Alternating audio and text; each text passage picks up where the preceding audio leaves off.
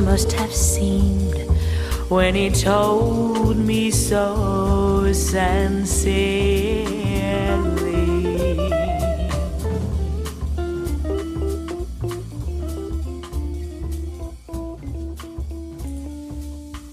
What up, everybody? This is Dario Hunt from Living Life Fearless, and this is our first podcast, Musicphiles podcast of 2018. And what you just heard in the intro was Jaron Davis, How Insensitive. He is our very first guest.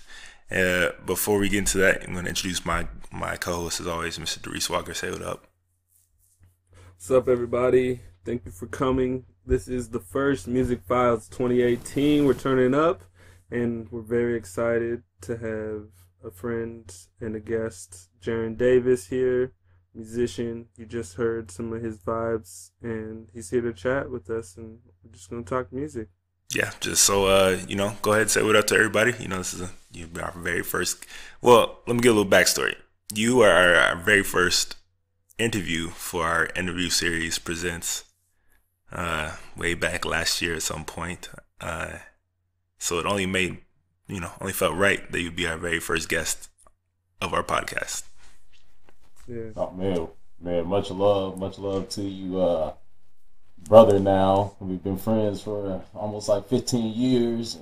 Doris, linking up with you two. Of course, through Living Life Fearless, it's always an honor to be able to be a part and share the grind together. So yeah, right. How everybody doing? I appreciate being here. Yeah, and it's been a while since we've known each other. Since I was 18. Since 18 years old. So little backstory. We both used to play ball out this little prep school in the middle of bumfuck nowhere, North Carolina. The joke, North Carolina. Cherish Prep. It was a school about 16 kids, and 15 of them hooped, and 16 kids, 10 guards. And, we all came from all over the country to come together and hoop, and man, it was nice actually. I think we lost maybe 4 games all year and whatnot, but we lived in a house with 4 of us in one room. Dominant, man. 4 of us in one room. We had bunk beds. It was just grinding, and ever since I remember, this dude was over there, the bottom bunk drumming on his little practice pads, bro, since I was 18. Yeah, man, had to stay focused warming that bench, man. I was being jerked, but that's for another story, man. I tell you, it was between the work ethic of the team was pretty much non-existent. And me and Dario would be going to the gym, man, to hit the weights while these clowns was doing hardly nothing. So, right, wrapping it up when the rest of the team was on some other stuff, man. We was able to, link and connect, obviously become friends for a duration. So yeah. So that was the blessing in disguise, Yeah, I mean, all of us have been friends basically through sports. Me and Doris met through basketball. Me kicking his ass at the Y. So I got you once or twice, bro. I got you a few times. What? Way back. So way back. It's connected us all. But yeah, man. we're still at it, yeah. And you still drumming, bro. I wasn't surprised when I found out, you was making some noise out here. So had to get you on the site. Had to get you. Had to check in and see what she was doing, and maybe you want to fill the people in who don't know that much about you, how you started, into drumming, and just what you plan on doing, basically. Yeah, definitely, man. I've been pretty much playing drums since I could remember, so 2-3 years old, but I tore up many a kid's drum sets, got my first real drum set when I was about 10, playing in church. My mom was a choir director. But mainly I didn't really start really cultivating my music as far as a craft till probably senior year of high school, just because I was pushing sports. And, my dad actually sold, I had that drum set about 1 year. He sold it because I wouldn't practice enough to his liking. So, I was mainly into reading slam magazines and watching games. And the drum kit was collecting dust. And, man, I didn't I kept playing in church, but then stopped about 8th grade. Didn't pick it up again until senior year, and I don't even really honestly know how or why I picked it back up again. I just, my dad always would tell me, he's like, you'll come back to it eventually. And I was just like, I mean, in the back of my mind, I wanted to be a professional basketball player. Right. Didn't grow after 8th grade, and then even still, like by the time I met Dario, I mean, I was like super hungry for drumming at that point because I was fresh back into it. So I tried to eat, sleep, and drink it when I could. And then when I went on to junior college after that, pretty much, I mean, I was still hoping, praying for the basketball dream. But I knew in the back of my mind, I'm like, I'll push hoops as long as I can, and then I'll just return to drumming full time whenever that opportunity presents itself. And after my first year of junior college, I broke my kneecap. So that kind of, steered me, not by choice necessarily, because I still rehab, but, being, barely 6 foot, wasn't no coaches, they wasn't wanting to touch me after no knee injury, man. I wasn't jumping like Steve Francis. So, right. That pretty much, it almost, by default, I didn't really have another option. It's like, well, these are my two gifts, basketball. I guess I was able to react. That's the one thing my dad, instead of getting that post-sport depression, I was able to make adjustments and do something else, which is, as both of y'all know, man, you got to be able to do in life in general is adjust on the spot. Yeah, man, of course. Yeah. So you got to be open and willing to make, adjustments, like you said. Yeah, man. So, I mean, I'm just, I feel like, as both of y'all probably know too, man, like other people will see you and think that you're doing something, big. And when you keeping your head down and just working, it's hard to really see anything. I look at so much stuff that I haven't accomplished. Like we was talking, about, getting all these ideas. I got thousands of ideas, so I'm always looking at what I should be doing next. And people are like, oh damn, like you doing this now? And in my mind, I'm like, I ain't did nothing. Yeah. So right. But I mean, like I said, both of y'all can relate, man. Like Dario, you've been able to have a long career, and that stands for something, because a lot of people can just go, and I've seen it, McDonald's All-Americans, even from our grade, they last maybe 1 year in the league and then 2 years overseas because they just can't make them adjustments to the professional world. It's different. It's a different beast for sure. Yeah, man. I mean, it's not for the faint of heart, man. The same with you, Doris, being an artist. Man, an artist, man, that's like, I mean, we all in that same boat of like actors, man. Like you waiting for that next role, and you doing a bunch of good stuff, and then it's still like some people appreciate it, like I said, and they think you're doing something big. But some of the people at the level that you want to get to, even if you're more talented than them, they act as if they don't see it because the resume, it take time. You gotta build the resume, but that's crazy is about like time. It's like everything takes time, like. Right. Like I relate to you in that aspect about like senior year. That was like when I put away art. Like I won an art show my freshman year, and then jumped to senior year. Like I didn't do any art until senior year. Yeah. So I then senior year I decided like, all right, I'm jump back into this. So like, and then I went to college with an art minor, but switched majors eventually, and now I have a master's in art. So, now I'm out here in New York. So it's like years of time and just like, just work. Yeah, man. Yeah, like you said, man, all of that work, man, honestly, like all of the work that you put in, like I've even realized moving out to the East Coast about 8 months ago is like now, like all that work you did there was preliminary for the real start. Because like moving to New York, you got the best of every field, like the best cooks from all over the world, the best artists from all over the world, the best, shoe cleaner. And then like you built up this resume, you like, all right, I'm talented, I'm like world class, and then you get there and then it's still everybody's world class. So then it's like, man, I built this name where I was at locally. Now I gotta start all over again. But if you would have moved out here before you were ready, then it would have been so hard. It yeah. felt like a never-ending story. But that's what I'm saying. So it took that time of preparation in order to get to the point of being able to start making a name for yourself. So yeah, it just made me. It just affirmed when I moved here that like all the grinding I was doing, because I was moving faster than people. Like I was, like hustling. Like I made the bare minimum to work just to pay the bills, so that I could make art as much as possible. Before moving to New York, when I was outside of college, I just had a part-time job. So I was making hella work. And, like, that grind, like, most of that work I've never even shown. Like, that year I was out, like, that work's shown one time. But that hustle and that mentality of being out of school and still grinding like that is, like, is what took me to New York in the first place, and then, like, where I'm at now, But, yeah, man. Well, I know I'm not even, I'm not doing the interview, but... I know. But, we need to hit this music talk.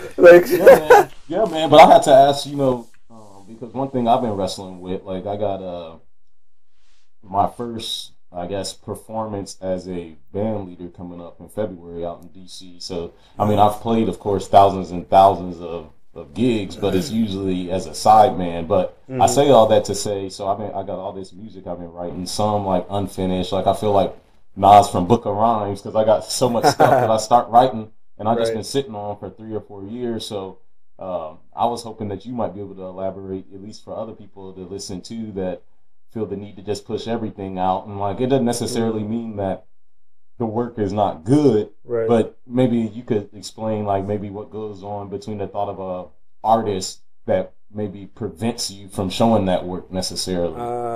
I like that question. That's actually a good question, because it does translate. Like, being a musician and artist, there's situations. Yeah, man.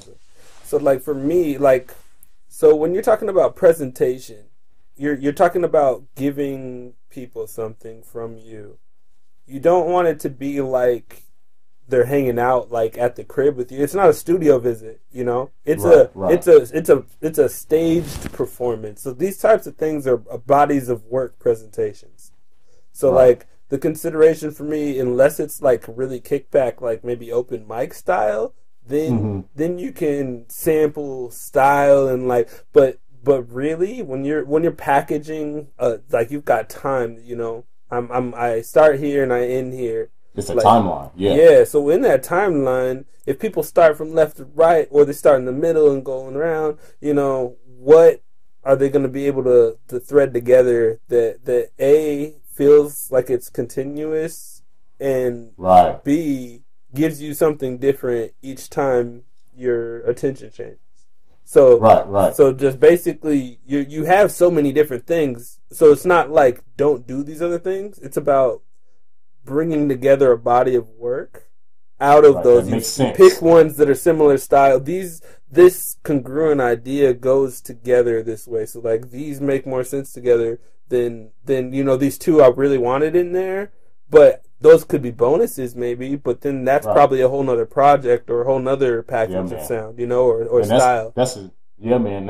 And like you said, man, I mean, they're both art forms. Like the way I treat music, at least coming from that like old school hip hop and then like jazz background, it's very much art. Like it goes. Yeah, you sound like Thelonious, like with the drum, man. He got some like. Oh well, I mean, I don't hear that, but Thelonious, I've listened to a ton of Thelonious, so that might be good. That I can feel it in your. It's maybe embodied in me to the point that I don't really hear it coming out, but it just shows that I've listened to tons of Thelonious Monk. Yeah. Just mainly from the, not necessarily a sound standpoint, but the intentional syncopation.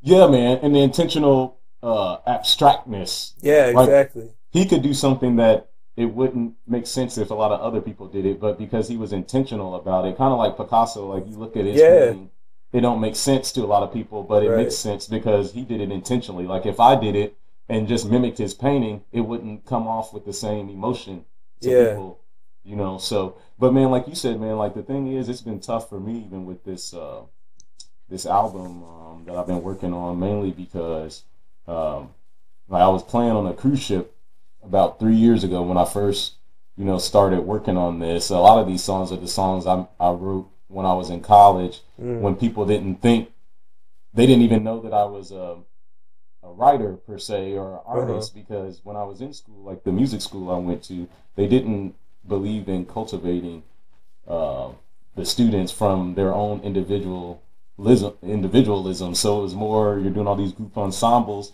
to the point where they would be shocked even if you had an idea, especially as a drummer, because they're like, drummers, we just play drums. So a lot of these songs I had in my head, and the year that I actually didn't graduate because I was getting ready to go back to school, and this audition opened up. So I went to the audition. When I got that, I'm like, well, I'm in school for music, and this is a chance to just play music, 250 shows a year or so. So I went and did that, and then that's when I started pushing my album. And the sax player on the boat, when I started, he's like, why are you doing an album now and all this? You need to work, continue to practice. He wasn't talking about me in general, but he was just explaining his concepts of why he hasn't even released an album. And I told him, this is where I'm at right now, so I need that timeline, so that people can be able to look back and this is where I'm at. Because like you said, you want to be able to see a different, hopefully better you at, 3-4 years down the road when I have maybe the next album. Yeah. So I say all that to say, man, that was 3 years ago that I did the majority of this album. So it's been frustrating for me because right now, with everything that's going on socially and stuff, a lot of my music I have is just, it's in a different place. It's darker. And it still has a lot of my original roots, which is more of a hip hop. Unlike this, you can make a double album. No, well, see, that's the thing about this one is, man, it needs to. I just need to have it out mainly because to finish something per se. How many tracks do you want? How many tracks are you? Many tracks are you? So hold up. Confining. Before we so what's the name of the album? And okay. So the name of the album is My View Through the Lens of Music. Okay. So and now are you shooting for awesome. what release date are you shooting for? Target date, if I had to pinpoint it, would be March 16th. But it's probably mid-March. A lot of it's at this point out of my hands. So the music is finally completely done. Nice. Which is a big release. I wanted to come into the new year. Have all the mixing done, everything, all of that stuff done. And it's interesting, like what Darius was saying, like I told him 3 years in the making, it could have been done in a year, but mainly the art side of me, after I would sit on it, like I listen, then take a break and come back, and then I would start to realize missing pieces. Like, I'd start to listen to other people's records and hear how a lot of the foundation, especially when you have a full band, say like drums, guitar, and piano or whatever, you have that, and then you think that the other albums that have those same instruments are just that, and then you start listening back and forth, and you're like, you hear a lot of textural things going on under the bottom that are like usually abstract instruments and that type of thing. So throughout listening, I'm like, well, now I got to go back, I got to bring in some different guys just to put some more foundation under, so it won't be audible to most listeners, but it'll be a feel thing. Like it just thickens the track, to have those different instruments, overdubbing and that type of thing. Even in jazz, the background's important. Like just as a visual artist, for me, I can't just like draw a portrait with like a landscape, but like not give a fuck about the landscape, just kind of like doodle it and then like make the portrait nice, unless that's like what I'm going for. But like that's not what I'm going for. It's like I want to make the front, the middle ground, and the background all equally. And that's true art form, man. So would you say like it is beneficial or does it limit you, or not limit you, but would you say it's beneficial either to be more self-contained when you're like working on your album, where you try not to get lost in looking at other people's stuff and getting maybe influenced either subliminally or otherwise, than you would say it is to be always looking to see what's out there and see what people are doing and see what the sound is kind of like now? Right now, that's a great question. But to be fair, so from a artistic standpoint of a jazz musician, all of that is a oral, as in orally with your ears, history and language. So you are conditioned from a young age that your ears are the most important thing. So I say that to say you're always listening, because it is a language that was already from our indigenous people. So it's not necessarily an intentional listen like, oh, I'm going to see this album to hear. It's just in your standard day of listening to music. And mainly because I say the strongest part of my playing or my drumming is my ear. And I don't say that because I just deem myself that, like Kanye says, I'm a musical genius, but it's just mainly from playing with a lot of guys and older accredited musicians that, like when I was on the boat, I played with a guy named Jay Diversa, an old trumpet player that played in the 70s in Cali, and he played on like the first 2 Prince records, and just anybody that recorded back through the 70s and 80s, he was probably on the album. And guys like that say, oh man, you have a great ear. After I continue to hear it enough, I'm like, well, I have a gift that a lot of people don't have to be able to really listen deeply, which is what got me also into the confidence to even produce my own album, essentially. Because and that so basically, to answer your question, you don't want to, if you can listen to the point where it's not mimicking somebody, then do that. But the way to do that is to listen to everything, and then you can't mimic anybody. Like our generation, the reason they get themselves put into a box or a corner is usually because they find one thing that they like, and then they only listen to that. Like nowadays, it's like Kendrick or something, And it's this crazy wave, man. Like I tell my wife all the time, like people nowadays in our generation they don't dare to be different. So everybody waits. Like it's kind of counterproductive to what you guys do, because you'll listen, you have to listen to all these new releases and stuff and stay up to date. And I intentionally, with movies and music, I try to wait at least 6 months to listen to something new that came out. But my thought process is, because since I'm not, on the forefront like you guys as a critic, it's the thought that everybody's going to have their reviews about this.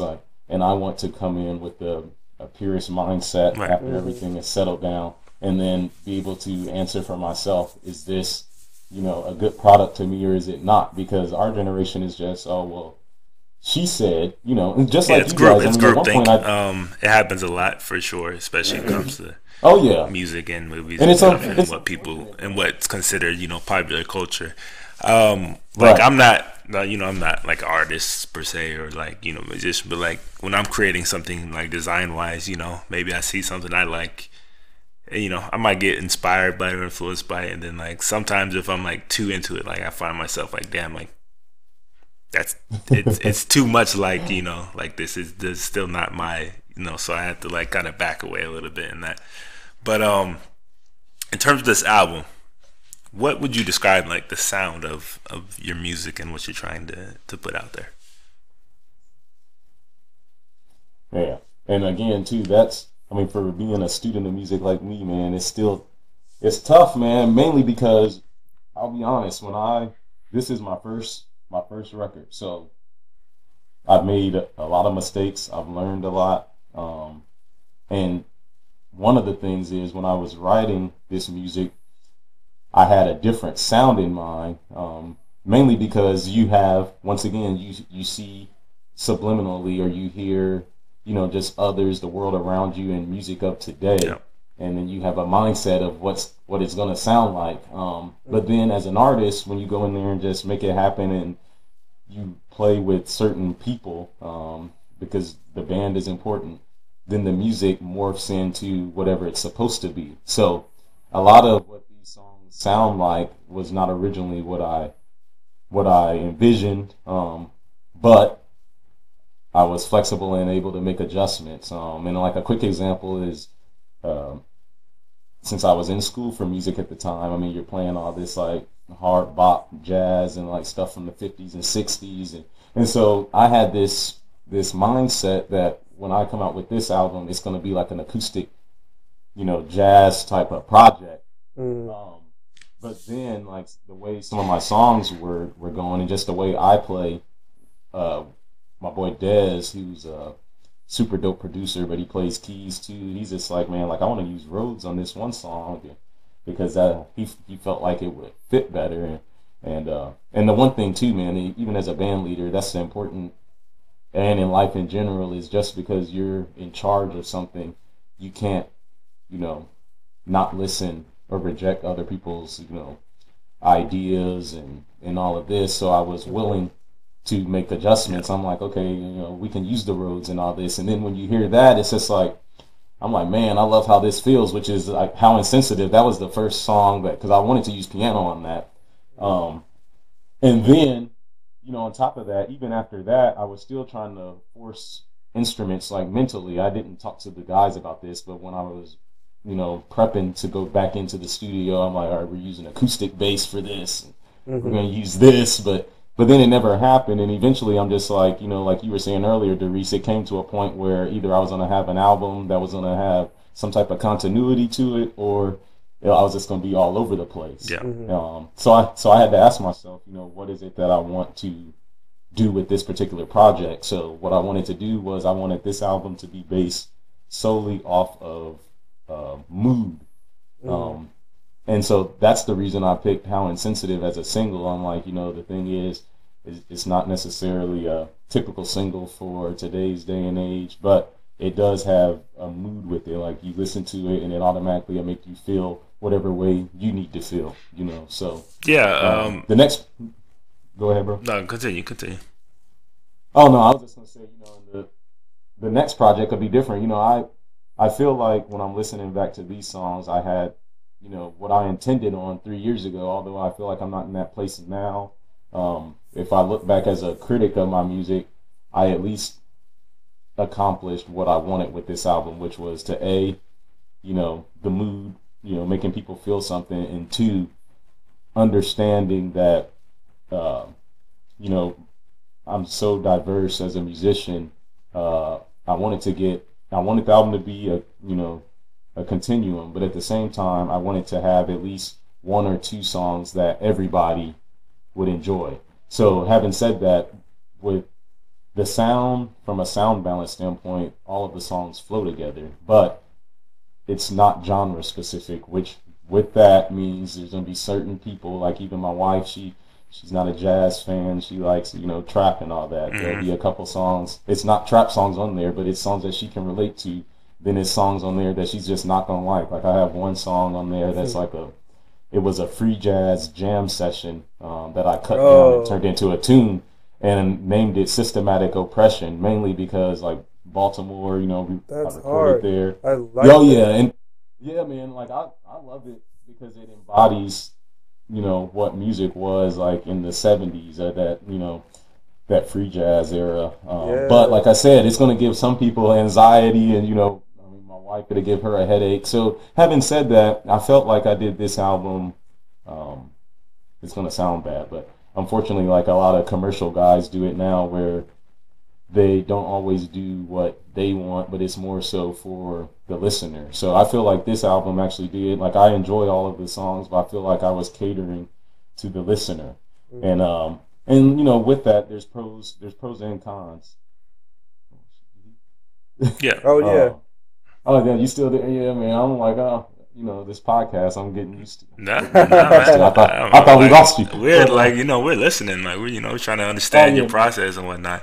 Yeah, man, it's a complicated process, man. But I guess to sum that up, there's pros and cons to being able to do things solely for yourself and then doing things for others too. Like, and I feel like that's a everyday balance for all of us. Do you want to be a humanitarian, but at the same time, make sure that you not going into depression because you're not taking care of yourself. I mean, there's a balance. Definitely. I was just gonna say, like, I mean, Darice, you said you heard his song "How," Insensitive, and I was just gonna ask you, like, what'd you think about it? What'd you feel when you first heard it and whatnot? You have any thoughts about it? Well, like, I mean, so immediately it's not a sound that I hear every day because I'm not definitely. So it's like it was refreshing to like sit for a moment, and then though it's not a sound I hear every day, I have listened to a lot of jazz blues music. Like I said at Thelonious earlier, I love Thelonious just because of his scheme. Like he was like a rapper, but like without lyrics. You know, like the way he used instruments was just like it was crazy. Exactly. Yeah, it was nasty when he hit that trumpet and everything. But Yeah. you know, people like that. Like just as an artist, I always search for creativity. So I like that's why I said I heard some stuff like that because it reminded me just like the way I felt. It reminded me of good music that made me feel good. Like it made me feel good. It was a good song. Like it was just, I appreciate that, man. That's humbling, man. Because you know the thing is, like I personally know, like people don't realize that. The thing I probably like the most, like people that play with me often, they know because like even at church they call me hip hop because they know like drum wise, I mean that's probably the strongest part of my playing, but it seems like the universe doesn't allow for me to be able to come out with anything like that. So I feel, you know, the urge to always, you know, come into that balance of once again, you know, trying to prove something to somebody, but then also staying true to myself because I get antsy and I'm like, man, screw this, I need to come out with, you know, like some Jay Dilla sounding stuff, but then I say I can't do that because that's forcing it into existence. Like, the way music is going nowadays, everybody's doing it, so it's not really well, I had a preconceived notion thinking of you as a drummer of like thinking I was gonna hear mostly drums. Like I clicked play thinking of drums, you know? But like then I was like, oh wait, no, this is like you know, it's not like I don't know. It wasn't like I appreciate. You know, like it wasn't. You were forcing like a skill into our face. You know, it was like you're making just being like a real music. Like it was real music. Like it was, you know, it wasn't like hey, I'm a drummer, so here's just a bunch of drums. Like it was like here's an actual song. You know, my dad's a big jazz head, and I sent him the link to the song, and I mean he had nothing but positive things to say. Like he really liked it. Well, I definitely appreciate that, man. Tell your dad I said what's up too, man. He's like a big linebacker, man. So. He's definitely my measurement when it comes, you know, to jazz and whatnot. Because you know, I definitely heard some jazz, but you know, it's like I said, it's not like what we listen to every day. So you know, and I wasn't sure exactly what I was going to hear from you either because you know it's different what we were listening to, you know, just in our free time, like when we were like in prep school together. You know, at that time it was pretty much it's still the same, man. It was pretty much like all Lil Wayne at that time. You know, that's all people were listening to. So like. Yeah, man, I was reciting all them lyrics verbatim, man. But I mean, I'm still, man, I'm very much a hip hop head, man. It's the thing that makes me mad. Like we were talking about earlier, you know, I felt like I identified Kendrick, like I'm sure you did too, man, back in like 2009, 2010, and it's always extremely weird to me seeing what you think about To Pimp a Butterfly? Yeah, that's interesting. That's a good one. I want to. What did you think about To Pimp a Butterfly, like a real musician's like perspective? That's right, because I'm like now that I'm talking to a real musician, yeah. Well, see, man, I felt exactly like y'all, man, mainly because he used, I'm like, aha, that's it. Like, mainly because a lot of the cats that he was using, like, I either used to listen to religiously as far as just as musicians. Like, he used Thundercat and Thundercat's brother, Ron Bruner, who at one point, yeah, man, I mean, they're all dope. And then Terrence Martin, of course. Terrence Martin's amazing. Yeah, man. Then there's Sput Seawright, who's also a drummer. He plays with this band called Snarky Puppy. And I remember when he was pretty much like a nobody outside of the Dallas area because he's from down there. He's like a god down there. But when I moved down to Texas, I found out about him, but he was still, you know, making his name. So it's interesting seeing all those guys now on To Pimp a Butterfly. And, you know, his whole band on tour is all Chicago cats. And so it's really interesting seeing how Kendrick, you know, he's one of those ones too that he's transitioned. And I think I watched the interview with him. It was either with Kobe and him on that 2 weeks ago or the one that he did outside. He did an interview with Rick Rubin. But it was talking about, you know, that how he feels like he's in this place now where at one point he was coming out with music, wondering, you know, while he's in the studio, are people going to like this? And now he doesn't, but we could all see that evolution with a To Pimp a Butterfly because he has a lot of stuff on there that you can't put inside a genre box. Right. Yeah, for sure. For like a lot of hip hop, like pure hip hop fans, like that's probably well, it is for sure his toughest, you know, album just to listen to. You know, there's not what people were expecting. It's an avant-garde hip-hop album. Yeah, so, like, I mean, when you heard it, like, when you heard all this jazz elements and blues and, like, I mean, in hip-hop, like, Did you get like excited? What'd you think about it? Like, did you like think like, oh man, this is, you know? Now I tell you, man, I'll be honest. Like I went from when I did my first interview, that interview for you guys, and I talked about how Section 80 pretty much Yes. got me through tough times, which was a literal truth, man. Like I didn't know what depression felt like at that time, but I probably was depressed, man. I listened to that religiously, and I was like Kendrick diehard, man, like overly dedicated. I tried to tell people about him. They didn't care to even try to listen. Yeah, right. But then when To Pimp a Butterfly His came name out, sounded funny the first time you heard it. yeah, man, like when I heard To Pimp a Butterfly, well, first off, I didn't listen to it right away, like to get back to Give what I you was that saying. 6 earlier, month. man, You gotta get like, that 6 month Right. wait period, man. yeah, man, everybody was going, and it wasn't like an intentional 6 month, but it was the fact that I was so tired of seeing people that I knew were not real hip hop fans going crazy about the album. So I'm like, it's obviously because other people are talking about it, and nobody wants to feel like they're left out. Yeah. So I'm just gonna wait so I can listen with full mindset. But I wasn't surprised, mainly because I knew what Kendrick had in him, mainly because of like that song, the Absol outro, mainly, man. Like, that was the first time when I heard that the first time, man, I just went crazy because I'm like, man, some dude is killing these drums. But then I found out that it wasn't even a real drummer. I'm like, Terrence Martin did this, man, and that like blew my mind, man. But from that point, and like with that Section 80, man, like the way Kendrick raps, Bro, that shit was in a fire. way that he's like a musician, like from a musician standpoint and a drummer, like hearing how he lines phrases up in between beats and stuff, like you talked about earlier, syncopation. I'm like, man, artists can't do that, man. Like that's something that studied musicians do. Normal, Right. especially rappers of today, nobody can do those things. And so by the time I heard Like that, not only Kendrick is changed one of the like best speed, of all time, man. but like pitch and everything. Like, you know. Yeah, man. Like like- he's so in tune. Like he's listening. Like this is what I was talking about earlier too, man. With the gift of having a real ear. Like everybody can listen to music, but to really listen at an in-depth level, that's not anything that you can necessarily practice. In my mind, like you have to be born to be able to hear differently, almost to the point of like a blind person that can't see. It's like an additional sense. And Kendrick has that. Like if he's live in concert and the band does like a accent somewhere, he's like right with them as if he's part of the band. Yeah. And that doesn't happen often, man. And real quick, man, before y'all ask me another question, I wanted to touch when Dario, when both of you guys were talking about how the album that I'm releasing didn't sound like I was trying to force drumming skill.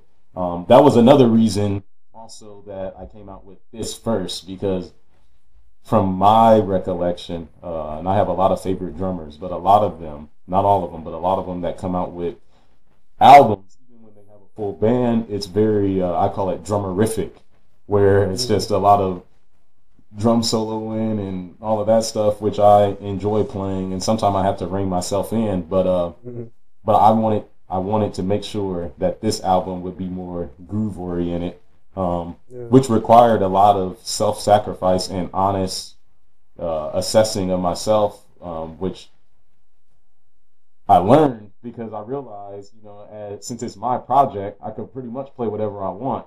So it took a real, I had to look at the bigger picture. So I go and I listen at home, and I'm just like, oh man, I shouldn't have played that there. So back to the studio again, and play something different to make it feel like the drums are not getting in the way of the song. Yeah. That was the main goal with this particular album. I mean, maybe I'll come out with another album down the line that is like Jaron just bashing the drums, but I haven't done that yet. I have a screamo video on YouTube if somebody wants to see me banging away. But outside of that, man, I try to make sure I stay in the moment and make music before just banging drums, man. So I appreciate that both of y'all were able to recognize that, even as non-musicians, man. That's important. Yeah, I mean, like, even like relating to you, like, I definitely recognize like that you had to like,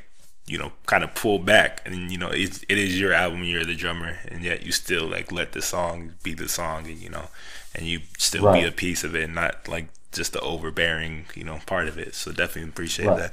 And like even like and like we were talking about Kendrick, like I noticed the musicianship in it, and I'm not a musician, but like it's not my favorite album of his, but still like, right.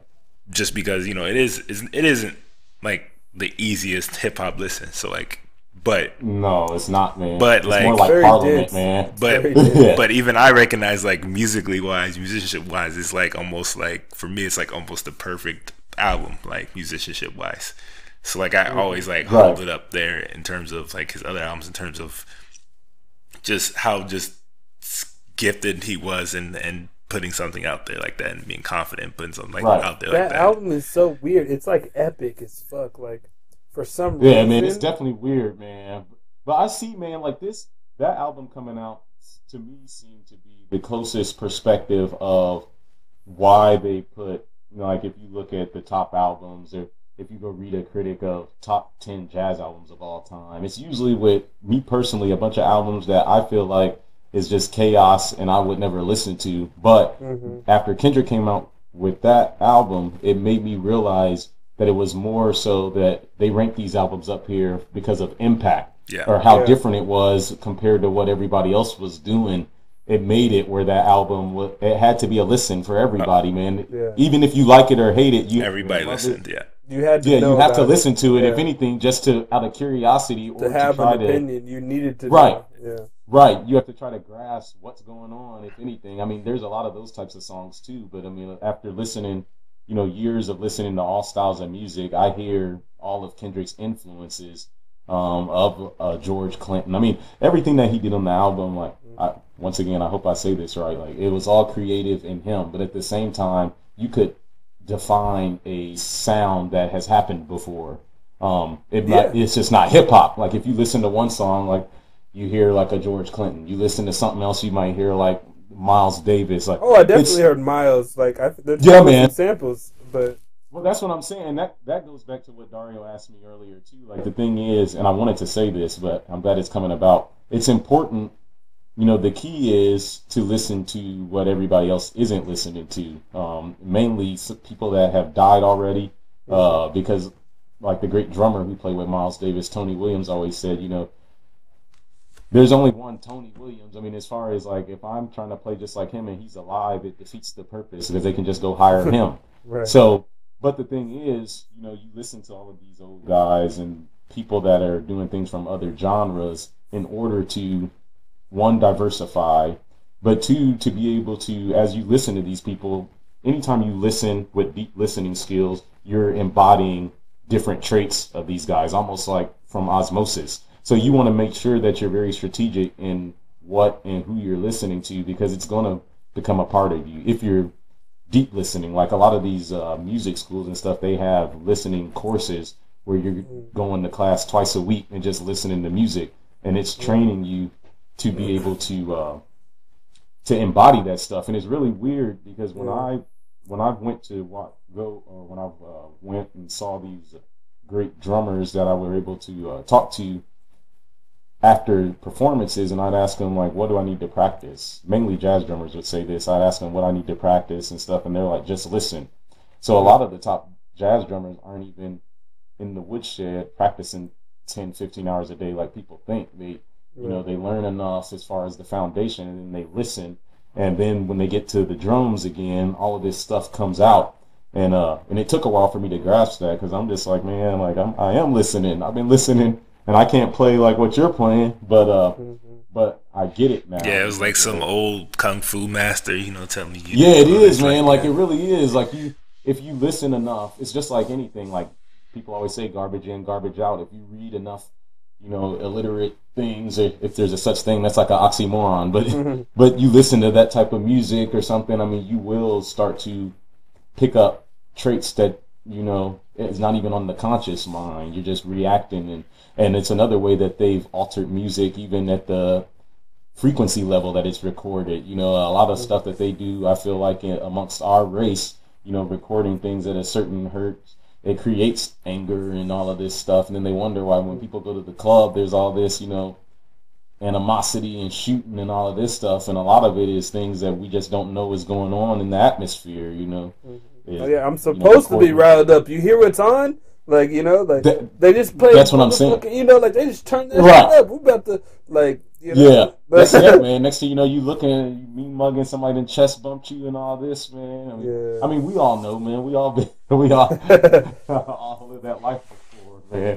So, but it's really interesting once you continue to educate yourself, like we all do, man. Like you have to when you're on the grind as a artist, no matter your art form, you're continuously reading things, and then you start to run into people that have a little more knowledge than you, or they share a nugget with you, and then your mind goes, and you continuously learn, and then you realize some of these conditioning mechanisms that take place. I mean, and it happens in music more than people are aware of. And it's interesting. With Kendrick, he's a person. The reason he's so successful too, I feel like, is because he's in tune with all of these things going on around music and all of that. Absolutely. So he's able to avoid certain things. He's able to see a trend before it happens and do it first. Because that happens all the time. Like we know, man, like we might not have the funding to do an idea that we have, and then here comes somebody who probably came up with it long after us, but it happened quote unquote first for them. So now they're the trendsetter, Yeah. And, I mean, yeah, definitely. Like Kendrick definitely set, a trend with To Pimp a Butterfly. I just started hearing a lot more influences of like jazz and funk and all this other stuff in other people's, albums and mixtapes. Everybody started dropping socially conscious, like civil rights stuff. He definitely he definitely drove the message. I have to ask both of y'all, man. I have to ask both of you because both of you guys would know, and Kendrick is one of my favorite artists of all time, regardless of genre. But if I had an opportunity to play for him after I say this, it may go out the window. But I always say that Kendrick, the blessing of him is he stands out a lot more because he is in a lane of his own. So he was able to reach a certain amount of greatness from what we say.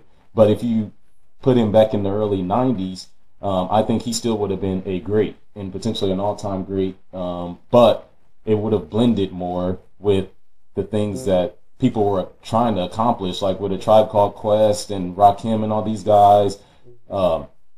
It was more average to be a good hip-hop artist back then. To have live instrumentation, that was like the expectancy, like Wu-Tang and all these guys. So if Kendrick was rapping back then, he would have been another great rapper, but it would have been an actual genre, like where now I feel like he's standing in his own genre. So there's no other. Tupac's not around.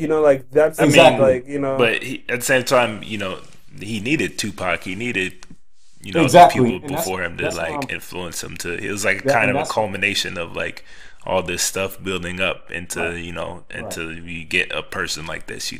So you needed all these things to happen. You needed all this to get this moment where he not only is a massive mainstream success, but he's also got all the social and conscious aspects of it too in the actual musicianship. So like it's you kind of needed it all.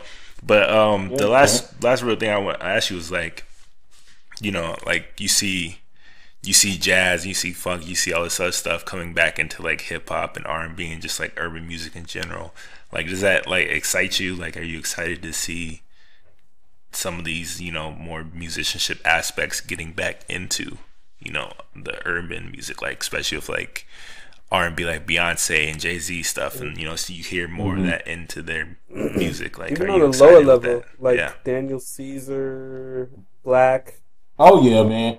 Yeah, I'm hoping I'm trying to get on the road with him and some. I mean, that's the good thing of the way the music trend is going now. It's actually, in my mind, like studio work continues to go down lower and lower for musicians, but the ability and the opportunities to play with these mainstream artists is growing at a rapid rate, mainly because we're in that era now, and I think Jay-Z is one of the main guys that brought it back when he started having his band come with him. I mean, when he started doing live bands, everybody else was like, I got to do live band too now. That's what I'm saying, man. So it's benefiting us, man. And the thing is, as far as the different genres too, it's very reassuring for me because like all of us can probably relate. I mean, you, Darius, used to skateboard. Dario used to listen to like pop and rock, and the same thing for me, man. And we grew up in a culture where like now it has molded me, and it's set me apart to a certain extent to be able to play Led Zeppelin authentically. But there was a time where people would have thought like, "Oh, you act white because you listen to this," or you know, they try to put you in the box. I'm so glad I'm past the point of having to think or care about you act white because you know, like there's none of that ever in my life. There's none of that. Like the fuck you mean? I'm a grown ass man. Like I do whatever I want. The funny thing about all of that is everybody, you know, how we did it. All black boys for the most part all wanted to do it, but some didn't have the courage because of peer pressure. So it's almost like reassuring that they're like, "Oh man, you do rock or you do this. That's cool." Because I wanted to do that, but I was afraid. So I say all that to say, you know, it's very reassuring for me because I used to go through things in my head about what should I put out, which is why also my very first drum cover video was a screamo because I'm just like, man, everybody, especially any black drummer, nobody's playing this stuff, so I need to. It's definitely unique. And so it's reassuring now. Also, even with my music, like maybe this is a good time for my album to come out because I have a lot of funk and stuff on there in the market. You should try to play Afropunk. Speaking of trying to get up to New York, you should. Yeah, well, I'm definitely trying to do that too, man. There's actually one of my homegirls here, man. She's up in New York often. I told Dario about her already. Her name is Joy Pastel, but she's big into all of that stuff, and she's actually, man, she's extremely dope. Her very first single, she made a video, but she's acting out all these different characters in the video too, like Angela Davis and all these people, man. I mean, but anyway, like she does a lot of Afro punk. I'm trying to get into that scene, man. Man, let me know. I'll come up there and check out some of the artwork, and then also, man, we try to network and put together something where we can do a live art show for you with the band, because that's an idea I've been having too, man. Like, I love that. I love stuff like that. But I had a band at my last solo show. It was dope. Yeah, man. It was dope. Yeah, man. That's what I'm saying, man. The catch would be too, like you said, a solo show, or have you painting something per se live on the spot while we play. Oh, easy. Yo, I could do that anytime in Brooklyn. I got my homie. Oh, actually, I don't know. Yeah.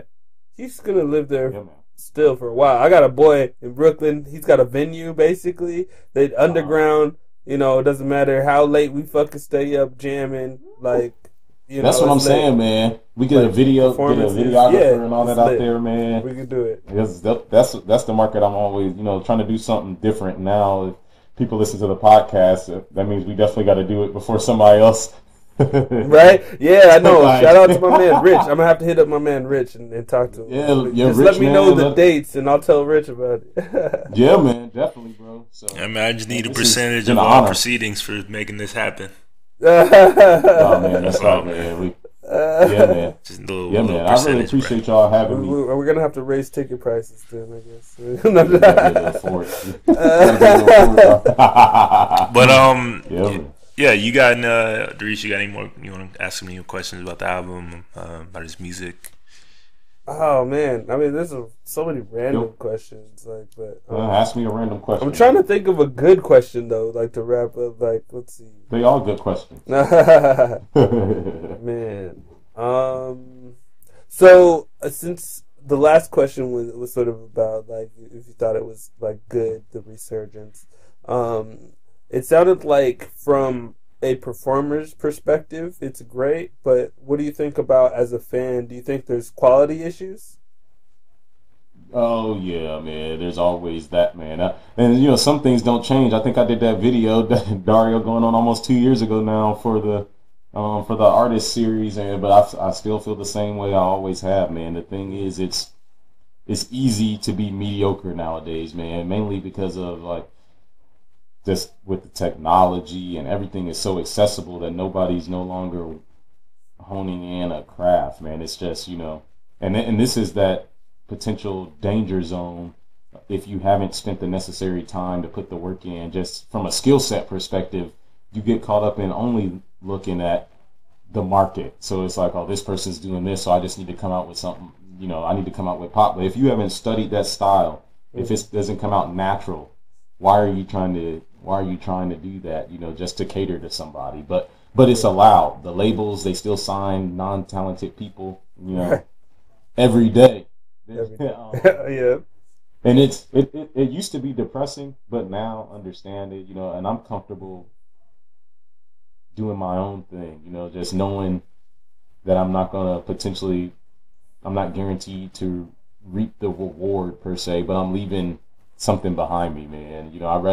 Yeah, that's the point. I'd rather do it my way, like Frank Sinatra, man, than to look back and be done playing or going on to a different business, whatever, and then looking back and saying, man, I still never put out what I wanted to put out. I felt like I did all of this for other people, and that's still what I'm wrestling with even now. Like all of my songs that I did on this album, I mean, they're still all me creatively. But I have so many different ideas, different styles of music. I'm just ready to get to the next one because I think I have that unsettled feeling that I'm not completely sold that I did everything I wanted to for my sake, Yeah. And that may be a feeling I always have. Yeah, man. Plenty more projects, so. Well, see, that's the thing. I'll get the next project done, and I'll probably say the same thing because you just right. Like, I look at John Coltrane, man. I just watched that Chasing Train again on Netflix the other day, documentary. Yeah, check that out, bro. I haven't seen it yet. I didn't know. Yeah, man. But it's hard to realize, man, until you watch stuff like that. Like, he died at 40. He had probably like 50 or 60 albums out, man. Like, just Tupac type stuff, man. Coltrane died at 40. I thought he was 50 something. No, man, he died at 40 years old, man. But he was so That's legendary. Well, yeah, and that's the thing. He put out, like, he neglected his, of course, kids and stuff to do it. But, I mean, all he did was practice and work on music. Practice, work on music, put music out. After that heroin era, because he was on drugs real hard at one point. He got off of that. Yeah, man. Well, yeah, and he got off of that, got spiritual, and then he just started just putting records out, and you can see the mindset, like my dad always talked about, like Tupac, man. Tupac had, when he was alive, he had a bad reputation, so, from the man, they'd say he was doing all this and that, but me and my dad always talked about, there's no way, like, you die, you got this much music still coming out, like, he's 25. You're like, working, man. How did you at 25 produce that much work? Yeah, and still doing movies and stuff. But he apparently was a thug, man. It's just like, that was all image thing. Yeah, he was on the corner. He was on the street. Really. Yeah, man. All niggas do is stand around until the money comes. Or something. Like, nah. Yeah, man. So, it's interesting, man. I keep this, even to you, man. Both of y'all, I got to encourage y'all, too, because y'all stand on the grind. I know y'all don't get recognized often, man, but just continuously, keep grinding, putting that work in, man, because it's, it's good days and bad days. Some days you like, man, I don't feel like getting up in the morning, Right. I've been getting up lately at 5 in the morning. I've been dragging myself out of bed. I feel like there's unfinished work I need to get to, so I got to keep doing it, No time better than now. I got one last question. Yes, sir. So let's say, hip hop fans, like we are especially. Say we wanted to get, a little into jazz. Where would you say would be like some good starting points for people out there? Oh man, for today's day and age, man, I say Theo Croker. He's a trumpet player, but a lot of his grooves is very much neo hip hop. So it's an easy transition where he comes from that.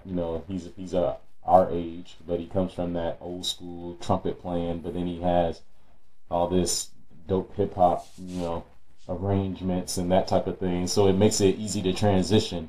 Man, there's Christian Scott, who's also a trumpet player.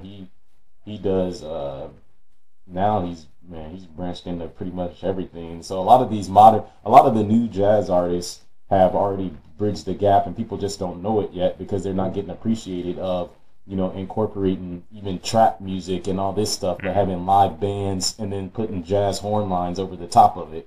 And so it's something that's extremely popular today, but only real jazz fans would know about it. So Christian Scott. Now our listeners from our podcast. That's it. Theo Croker. Man, there's Derek Hodge, who he has his own projects. He's a bass player who used to do some work with Common and I think still does, and played with Robert Glasper. Robert Glasper, of course, he's he was solely jazz, but now he's very commercialized. So he's come out with Black Radio and did a lot of features with Bilal and Erykah Badu. So those are just, a few of the mainstays. And now, that be worth listening to. Jaron Davis, man. And now Jaron Davis. Oh yes, sir. Hopefully, yeah, man. Definitely. Once I get the album released and all that. Hopefully, you brothers let everybody know. And is it Jaron? Is your artist name Jaron Davis or Jaron Lamar Davis? Oh yeah. So artist name Jaron Lamar Davis, only because there's already some guitar player with my with my name. I gotta separate it. So maybe we can work on a listening session, man. Once I get the album all. Oh yeah, we definitely have a couple of the tunes, man. I explain them to the listeners and let them know my train of thought when recording them. Oh yeah, we definitely have a lot. We're in the still work together on. We got a collab coming. That we just kind of talked. You kind of shot some ideas my way today, even more. So we got some things coming. You'll definitely be hearing more of Jaron all throughout. Living Life Fearless, really. So we got some announcement coming soon. But other than your album, which I'm looking forward to. Just want to end the show out, other albums that, you might be looking forward to this year. Let's start with you, Darice.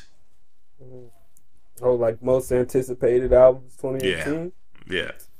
Word. Oh, man. Well, just jump right back into my hip-hop shit. Go with what you know, man. I mean, right off top, Travis Scott. Ooh. His solo project. Is he coming out this year?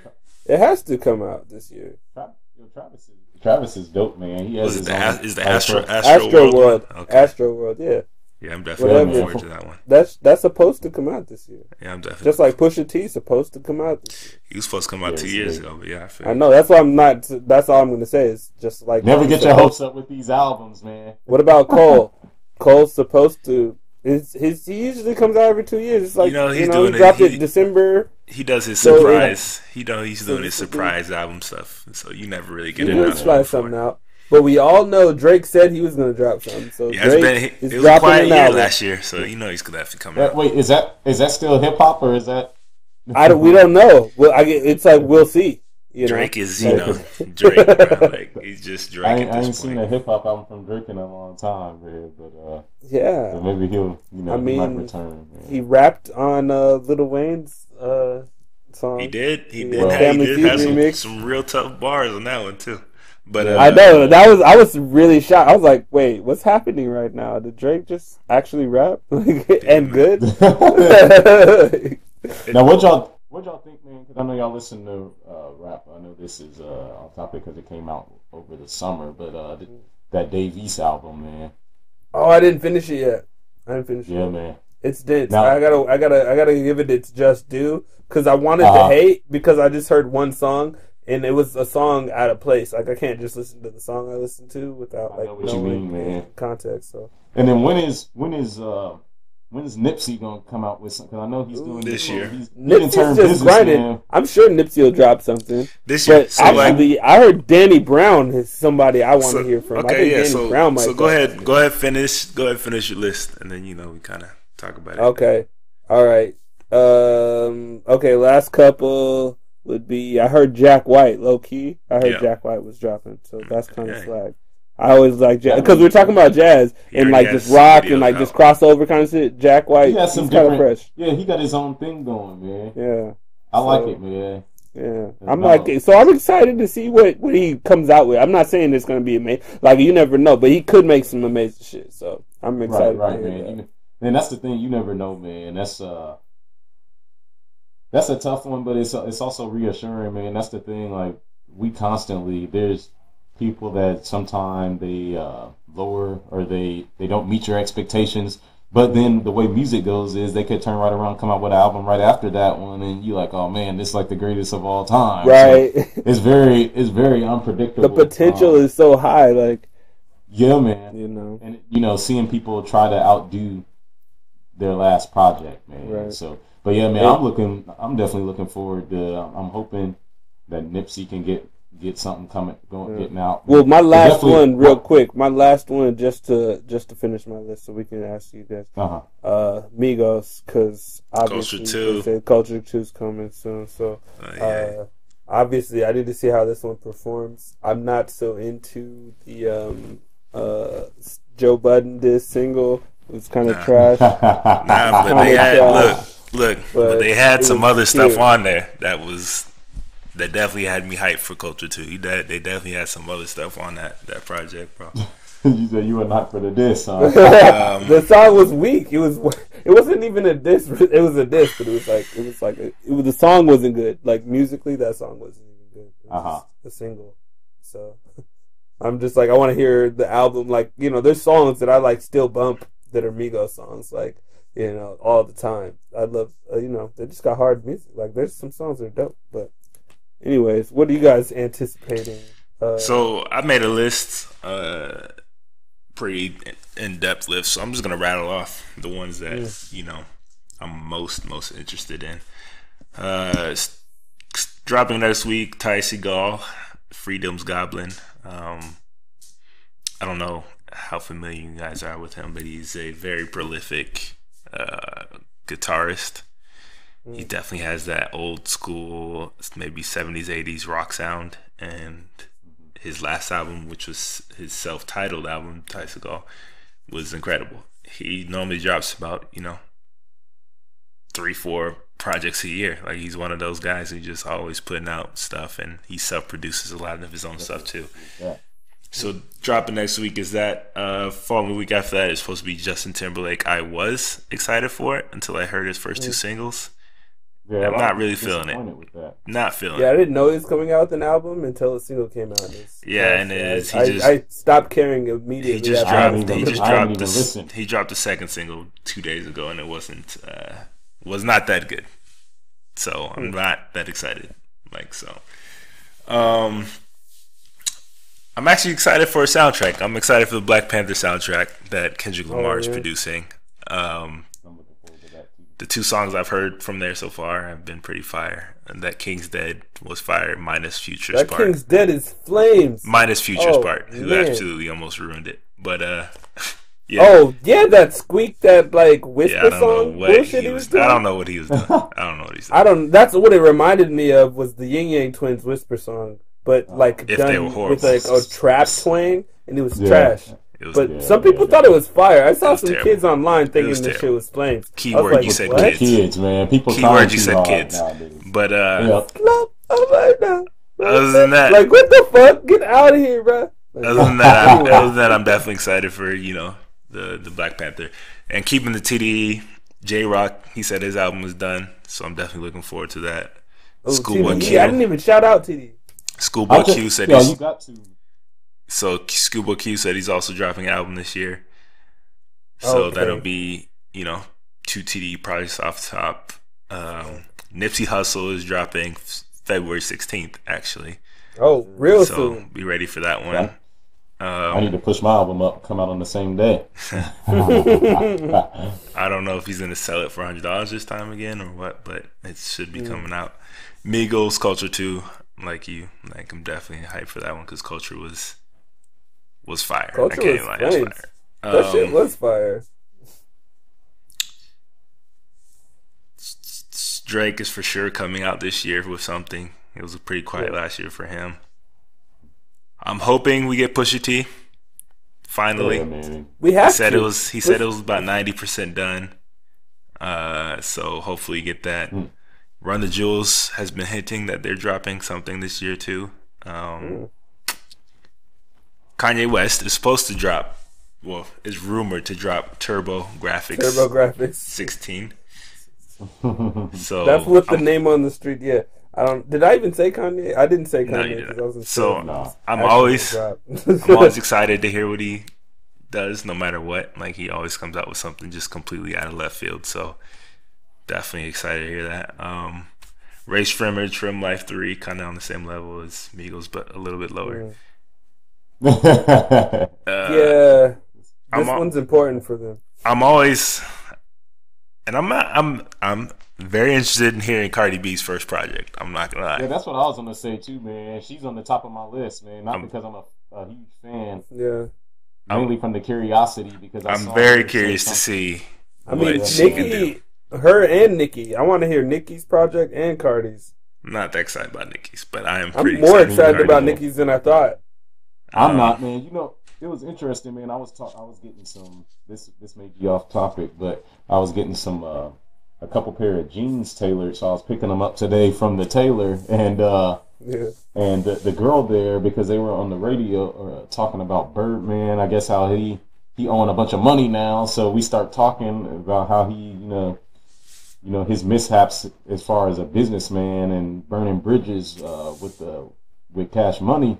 And then she brought something to my attention that Nicki hasn't really put out a lot of stuff, man. Which she hasn't, man. Looking back, like most of the stuff she does has been features. She's had, I think, 2 albums, and I say all that to say, man, that she doesn't have the body of work that people think, man. Like, she's held in high regard because she's been the only one out here doing it, basically. Yeah, that's true, man. So now she got some competition, some real competition. And Cardi B, so Cardi B is hitting because her last Bodak. I mean, what's it? Her other single, her other single been, it's been doing moving. So I mean, it's moving. And I like her. The thing is, when she said a couple of weeks ago, she was just basically like, my album's gonna come out when it's ready, and it showed that made me really appreciate her because obviously, like my story, taking 3 years, but.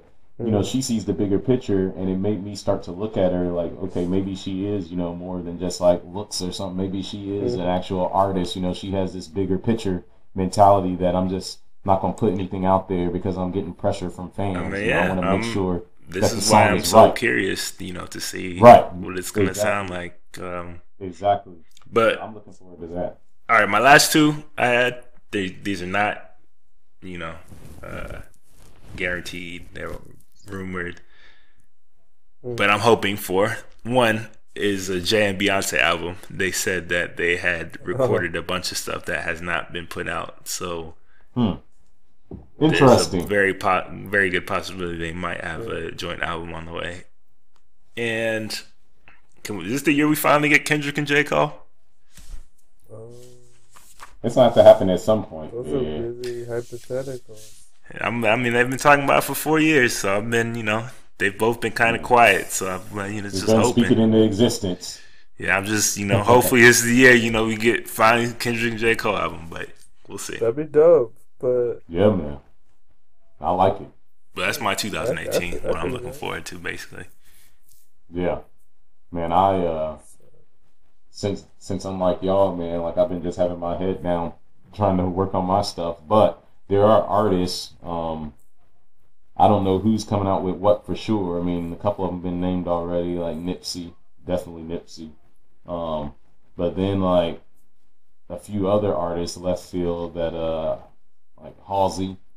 Yeah, man. Shout out to Halsey. I like her sound, man. See, I got to get to the point. Her voice is way better than I expected, honestly. Her songs are nice, like.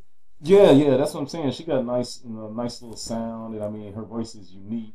And I wouldn't mind seeing what's up, girl, man? Now I'm having brain freeze, man. Alina Baraz, man.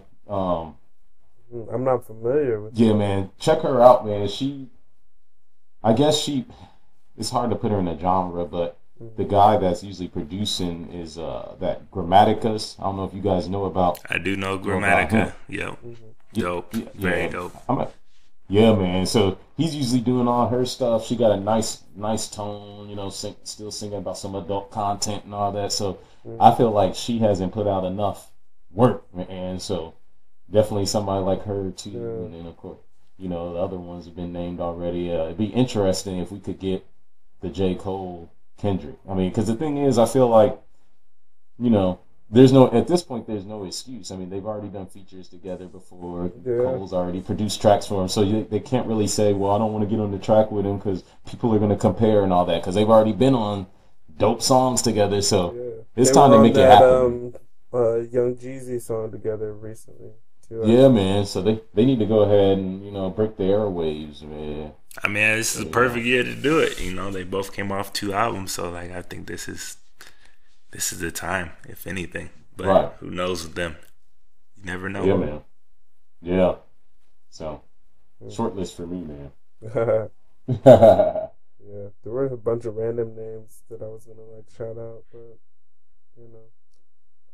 like the Wombats from like UK and shit. Like some synth pop. Like I was like, all the stuff you listen to when you painting and creating, man. Yeah. Like, but that's like actually pop that I would tolerate. Would be like some. Well, see, it's a different. Their pop is a little different over there, man. Like they still got a lot of good traits of other genres and stuff going on. It's like they take it more serious. Yeah, that's what I mean. Like it doesn't feel like as like much bullshit. Like so like I could actually tolerate that kind of pop. Yeah, man. Like they sound like they actually rehearsed or something. Right. Okay, man. Yeah, they care more about the song than the dancing. Like. Yeah, man. I was speaking. Because there's a bunch of girls from over there, like or singers, man. Like isn't Ellie Goulding from UK, I think too. Mm-hmm. Yeah, man. Like, a lot of my favorites is based out of over there. Isn't Calvin Harris from over there too? He's not. I want to say Scotland, I believe. Oh, okay.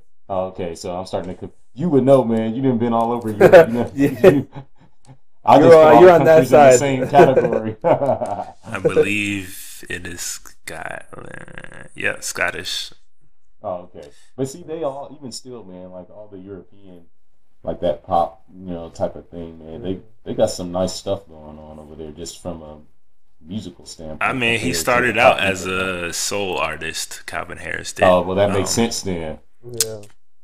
If you know the reason why he made his name Calvin, he made his name Calvin Harris because he wanted it to be ambiguous, so people wouldn't know if it was like a white guy or a black guy doing this whole music. That's how he started out. Man, I like that, man. That's one of them keeping it pure again. You don't want people going in with a closed mind before they hear you. Exactly. That's why he did his Funk Waves Volume 1. Like his last project was like a more funk soul feel to it than I'm about to change my name, man. But something crazy like John Day or something like that. John Scott. Yeah, man. Yeah, man. So we got to do a talk, man. Let's see who are your favorite painters. That's off topic, man, off the podcast. You can put me on some new people to evaluate and decorate or something. Yeah. Yeah, man. Yeah, man. Yeah, this podcast, man, this been all right, man. I appreciate y'all, man, having me on here. Thanks for coming. Thanks for chopping it up. Before we, sign off, you want to just tell people again, name of your album, when it's coming out, where people can find you. Oh, definitely. Etc. Definitely. So my name is Jaron Lamar Davis. Jaron is in Nancy. Eclectic, alternative, electric, jazz, hip hop album. My View Through the Lens of Music will be out mid-March. Single out, How Insensitive, on all digital outlets. Definitely go check it out. Website JaronLamarDavis.com. Instagram, my secret name, Drums Hoops 23.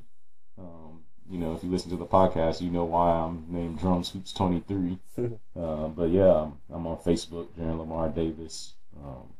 Just find me anywhere, Google me, and some stuff will pop up. Not a lot, but you can find me on there. So definitely, if you want to, message me, feel free to do that too. I'm an open book. I enjoy, meeting new people and connecting. So looking forward to maybe meeting some of you. Definitely. So be on the lookout for that. We have some collabs with him, in the works. So you'll be hearing a lot more of his stuff around our way.